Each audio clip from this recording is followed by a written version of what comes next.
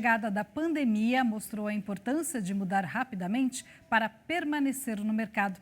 Ao vivo, eu converso com o mestre em tecnologia da informação e CEO da Máximos, Heitor Rori, está aqui no telão.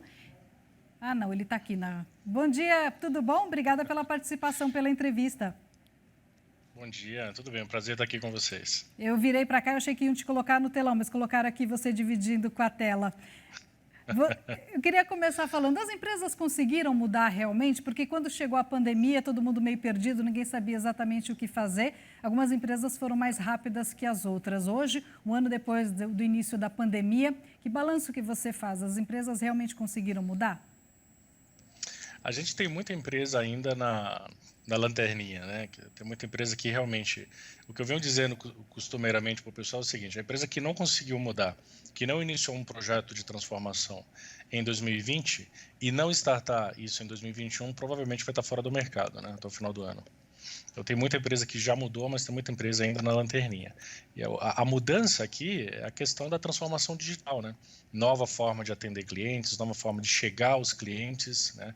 Tem muita empresa que sim conseguiu mudar, tem muita empresa que está no processo e tem muita empresa que provavelmente vai estar fora do mercado nos próximos 2 anos. E quais são essas empresas? O que essas empresas fizeram para conseguir essa transformação? Por exemplo, aqui no Terra Viva, a gente rapidamente passou a fazer as entrevistas, os programas, em vez de receber o convidado, por exemplo, você vir aqui até o estúdio, a gente passou a fazer mais entrevistas por Skype e é um método que deu muito certo, porque a gente consegue até levar mais informação para o produtor. Mas as empresas, o que elas fizeram para mudar? Então, é o que a gente chama de transformação digital, né? No agronegócio, por exemplo, o pessoal está falando agora do Farming 4.0, né?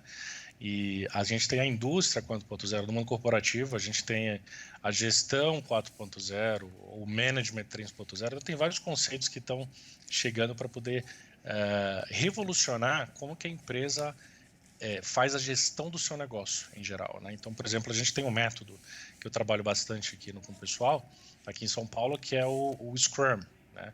Onde a minha empresa forma profissionais, agentes de mudança, né? Agile coaches, agilistas, para que tragam a transformação digital. Não apenas a digitalização, é importante citar isso aí, né?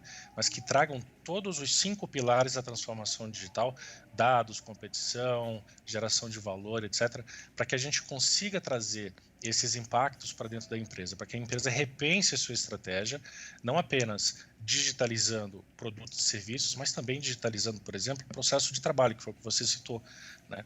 Então, o seu processo de trabalho mudou. Agora a entrevista acontece aqui via Skype, ou via Zoom, ou algo do tipo. Com as empresas está acontecendo a mesma coisa, né? Está todo mundo trabalhando de casa, né? A gente já tinha empresa que fazia isso, fazia o home office antigamente. Quando você pegar, por exemplo, as grandes consultorias, Accenture, Boston, BCG, etc. Só que agora está todo mundo, inclusive o RH. Naquela época, quando a gente fazia isso, né, quando essas empresas trabalhavam de home office, tinha algum problema, a gente ligava para a empresa, ligava para o RH para tentar resolver o problema. Agora está todo mundo em home office, né? Então a ideia é essa, é você digitalizar processos de trabalho, produtos e serviços. Ou seja, a pandemia veio para mostrar um outro olhar também para o mundo empresarial. Quais são esses passos? Você que é mestre nesse assunto, quais são os passos que as empresas, quem ainda não fez, né? Você disse que quem não fez agora em 21 pode se perder um pouco. Qual a dica que você dá? Quais são esses passos? Acho que o primeiro grande passo é você estar incomodado com o momento que a sua empresa está vivendo, né? Se a sua empresa está vivendo um momento onde você percebeu uma queda no faturamento, onde você percebeu que eu não consigo mais gerir os meus colaboradores porque eu não estou vendo mais os colaboradores, está todo mundo em home office, né? Você tem que começar a se incomodar com essa situação. Eu acho que esse é o primeiro passo, né? Por exemplo, o gestor hoje ele fica se perguntando o que é mais importante, performance dos colaboradores ou presença dos colaboradores dentro do escritório, né? Todo mundo gestor vai falar que obviamente a performance é mais importante, mas como é que eu faço para medir a performance? E esse é o segundo passo.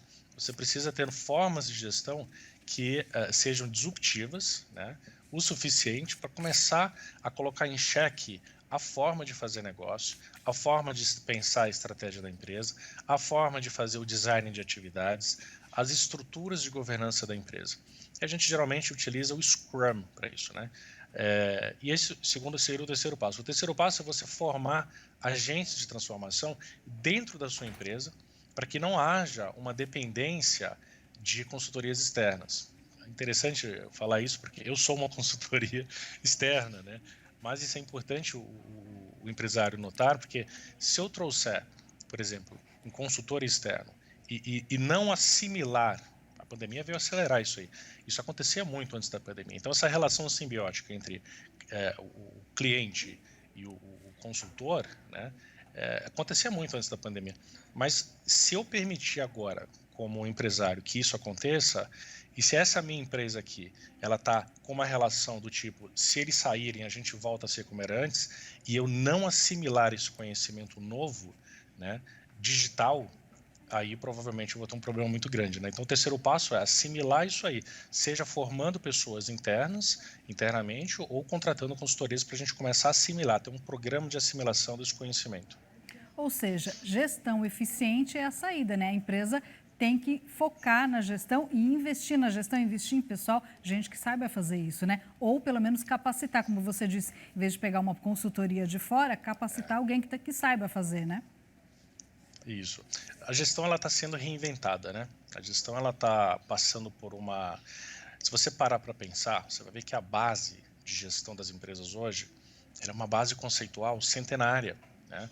Então, por exemplo, quando a gente fala do gerenciamento científico, quando a gente fala da revolução industrial, lá no início do século XX, isso tudo tem literalmente nesse ano, essa base conceitual foi estabelecida até 1920. Quer dizer, a gente está fazendo aniversário, 101 anos de idade, e quando tudo isso foi criado, ou seja, a forma que a gente monta as empresas, que a gente gerencia, que a gente demanda, que a gente cobra, que a gente faz, não foi pensada para a situação que a gente está vivendo atualmente. Ela foi pensada para uma situação que a gente tinha no início do século XX, com trabalhadores que ainda não estavam preparados, com uma dinâmica de mercado completamente diferente da dinâmica que a gente tem hoje, né? Não tinha pandemia. Não tinham mulheres. Então, não tinham mulheres no mercado de trabalho, muito pouco, né? Ou quase inexistente. O problema é que persiste em determinadas indústrias até hoje, não é isso?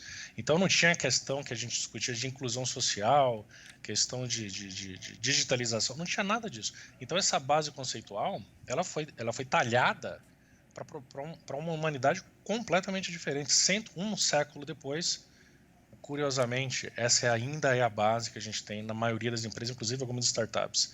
Então a gente precisa, é como se fosse uma colmeia de abelhas. A gente precisa cutucar, vai sair abelha para todo lado, vamos levar picada, mas a gente precisa fazer isso para fundamentalmente transformar a empresa.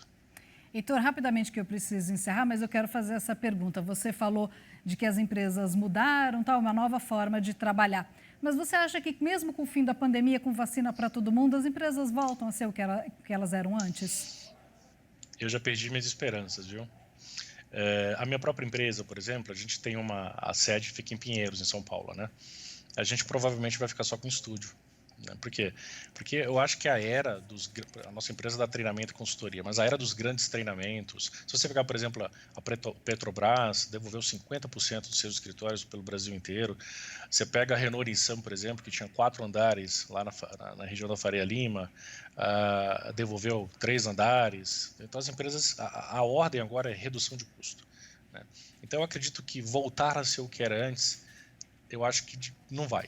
Acho que a probabilidade agora é muito pequena, né? Então a gente tem que realmente se preparar e se acostumar, é o que o pessoal vem chamando já há bastante tempo de novo normal, né? Realmente é o normal. Acabou, não tem mais para onde correr. Então a gente tem que agora acreditar na digitalização, no EAD, tem que correr atrás, né? Não significa que a gente vai ficar sempre em lockdown, acho que não é o caso, mas a gente vai ainda ter alguns business que vão rolar com a presença das pessoas, mas como era antes, todo mundo nos escritórios gigantescos, torres, andares, milionários aí mensalmente em termos de aluguel, isso não volta mais. São as adaptações da vida, os aprendizados que a gente leva, né? Obrigada pela entrevista, pela participação. Foi um prazer. Obrigado a vocês. Bom dia. Obrigada, até a próxima.